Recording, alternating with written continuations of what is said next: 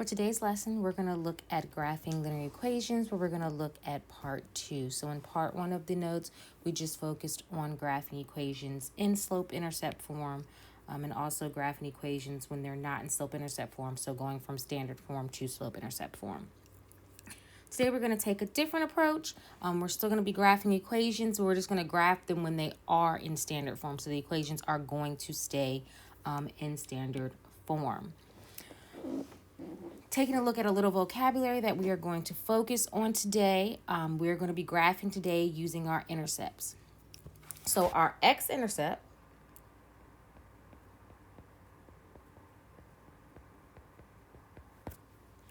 is the point at which the graph of a function intercepts the x-axis and may be given as a single value or as the location of the point x0. So remember, with an x-intercept, you always have a value for x and your y is 0. All right.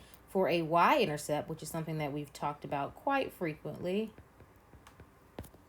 it's the point at which the graph of the function intersects the y-axis and may be given as a single value b or as the location of the point 0, b. So remember, for a y-intercept, your x value is 0 and your y value is a number. For the situation, they put b because remember, in the equation, the slope-intercept form, we represent our y-intercept as b.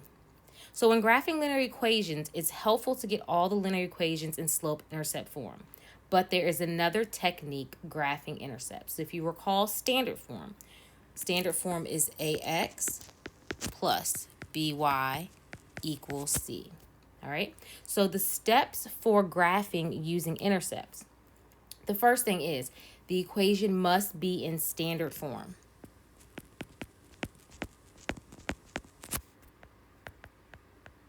And I'm just going to draw my little arrow to remind you that standard form is ax plus by equals c.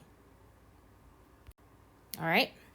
So using standard form and graphing using intercepts, the first thing you're going to do, you're going to cover up the y value or the y term, which is by. Okay? Covering up that by gives you ax equals c. So you're going to solve for x, and that gives you the x-intercept. The next step, you're going to cover up your x term, which is your ax, and solve for y, which gives you your y intercept. All right, then you're going to plot both intercepts. So this method right here is called the thumb rule. All right, so to graph the y-intercept, you cover up ax with your thumb and solve for y. Okay, to graph the x-intercept, you cover up your by with your thumb and solve for x. So this part right here is very important because this is basically what we're doing here is our thumb rule. All right, so let's take a look at a few examples together. All right, so for the first one, we have x plus 2y equals 4. All right, so let's go ahead and look for our x-intercept first. So remember, to find the x-intercept, you're going to cover your by, so your y term, with your thumb and solve for x. So in this case, looking for my x-intercept, if I cover up my y term, I have x equals 4. So for this situation, I don't have to solve for anything because the coefficient of x is 1, so therefore x is equal to 4. To find my y-intercept, I cover up my x term, which will be x, and solve for y. So I have 2y equals 4. I'm going to divide both sides by 2, and I get y is equal to 2. All right, so for this example, I have an x-intercept of 4 and a y-intercept of 2. And now I'm simply going to plot my points. So my x-intercept being 4, I'm going to plot a point at 4 on my graph. And my y-intercept being 2, I'm going to plot a point at 2. Connect my points, and I have now graphed using intercepts. Okay? Let's take a look at number 2. So to find your x-intercept, again, you're going to cover up that y value, so you're going to get x is equal to 5. You're going to cover up your x value to find your y-intercept. With that, you have negative y is equal to 5. Of course, we cannot leave our y negative, so we're going to divide both sides by -1 or multiply both sides by -1, and you get y is equal to -5.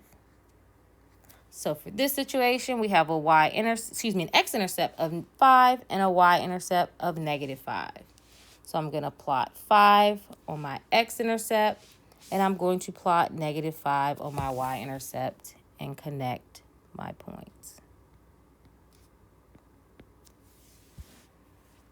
Okay, so the first two are pretty straightforward, a little easy, similar to what the next ones are going to be as well. So not all the time in standard form will you get integers using the thumb method. So sometimes it is easier for you to go ahead and solve slope-intercept form to graph your equations. And sometimes it's very simple to just use your thumb rule of covering up your x value and solving for the y-intercept, covering up your y value and solving for the x-intercept.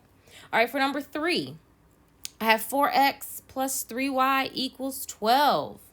All right, so I have 4x. I'm going to cover up my y value because I want to solve for my x-intercept. So I have 4x is equal to 12. Divide both sides by 4, and I get x is equal to 3. All right, for my y-intercept, I have 3y is equal to 12. Divide both sides by 3, and I get y is equal to 4. All right. Plot 3 on my x-axis and plot 4 on my y-axis. And I have graphed my equation. All right, so when graphing using intercepts, you just need 2 points, your y-intercept, your x-intercept, and you connect the points. All right, and for number 4, we have 2x minus 6y is equal to -6. So again, I'm going to cover up my y value and solve for x for my x-intercept. I get 2x is equal to -6. Divide both sides by 2. X is equal to -3. For my y-intercept, I'm going to cover up my x value. So I get -6y is equal to -6. Divide both sides by -6, and I get y is equal to 1.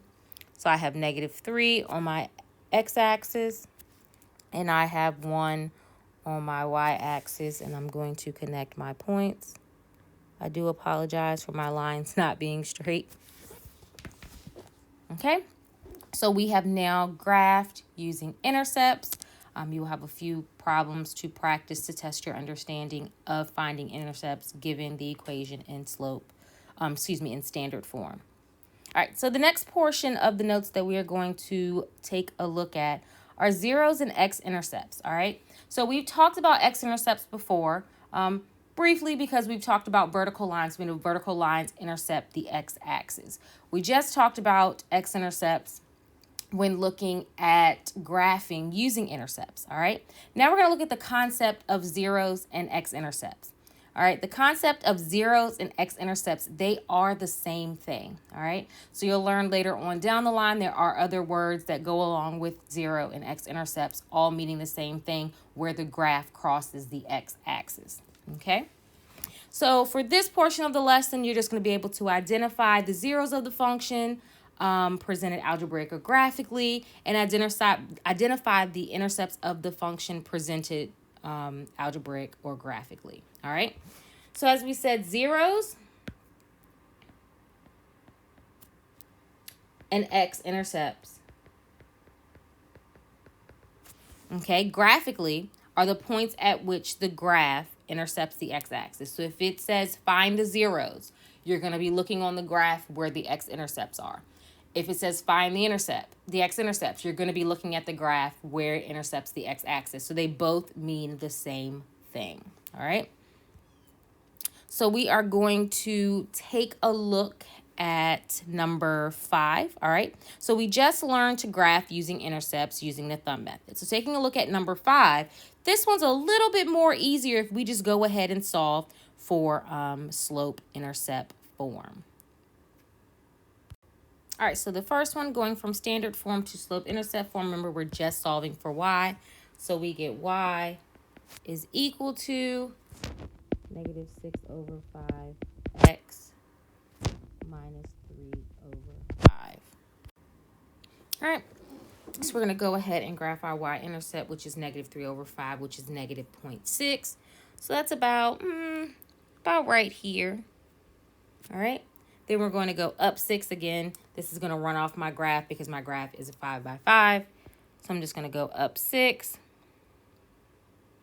and then over 5. All right, so since it is negative, that means we are going to go to the left 5. That's going to be about right here. Then do the opposite, go down 6 and to the right 5. Again, this is not quite exact because of the fact of our graph only goes to 5 and negative 5 on both the x and y axis. All right, for number 6, looking at that, we can easily use intercepts for this one. So if we want to solve for the x-intercept, we can look here and see that, okay, we get an x-intercept of 0 and we get a y-intercept of 0 because we know that 0 divided by 5 is 0. We know that 0 divided by 2 is also 0. So that really doesn't help us with graphing for this particular one. Right? So this one's a little bit easier to go ahead to solve for our slope-intercept form, in which we get y is equal to negative 5 over 2x. Okay, so we know that we have an intercept at 0. Our x and our y-intercept actually is at 0. So we're going to go down 5 and to the right 2, up 5 and to the left 2, and graph our point. All right, for number 7, we can take a look at it as well. So I want to look for my x-intercept. I can cover up my y value, so I get negative x is equal to 1. Of course, I can't keep that x negative, so I'm going to multiply or divide by negative 1 to get x is equal to negative 1. Then to solve for my y value, I'm going to simply cover up my x term. I get 1/2 y is equal to 1. I'm going to multiply both sides by 2 because remember, getting rid of that 1/2, you have to do the opposite or multiply by the reciprocal. So it's 1/2 divided by 2 cancels out. So I get y is equal to 2. My x value, or excuse me, my x-intercept is negative 1. My y-intercept is 2.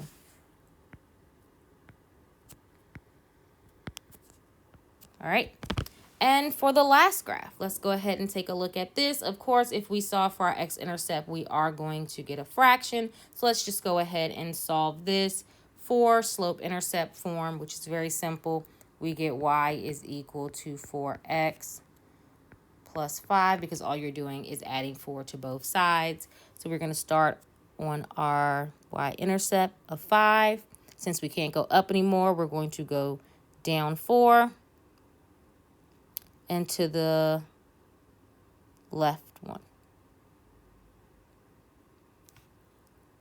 Down 4. And to the left 1. Okay. As everybody see, going down 4 and to the left 1, that is giving me a line that is increasing because my slope is positive. All right. Now that we've graphed them, let's go through and identify our zeros or x-intercepts. So remember, they're both the same thing. Zeros and x-intercepts, both saying where the graph crosses the x-axis. All right. So for looking at the first graph, I do believe that I did make an error. Instead of starting with my y-intercept, I started my y-intercept on the x-axis. So let's go ahead and retry that again.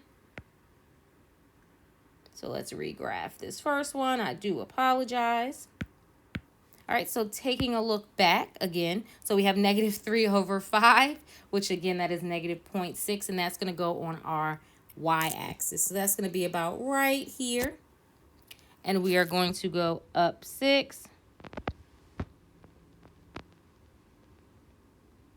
Again, we're going to run off the graph. And here, down 6. So again, we run off the graph. I just put my y-intercept in the wrong spot. I actually put it on my x-axis.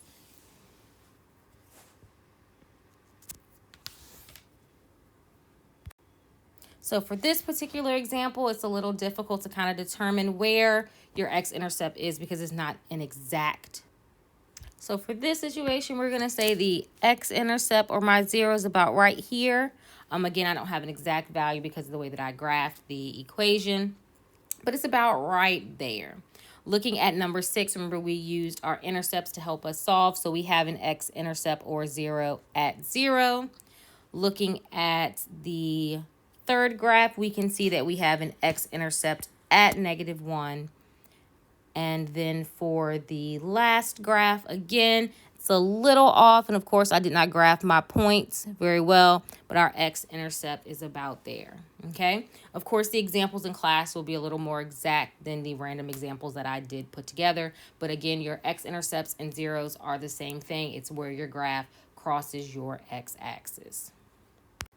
Now you're going to test your knowledge of using standard form to graph equations, using the thumb method, and also identifying the 0 and intercepts of a graph.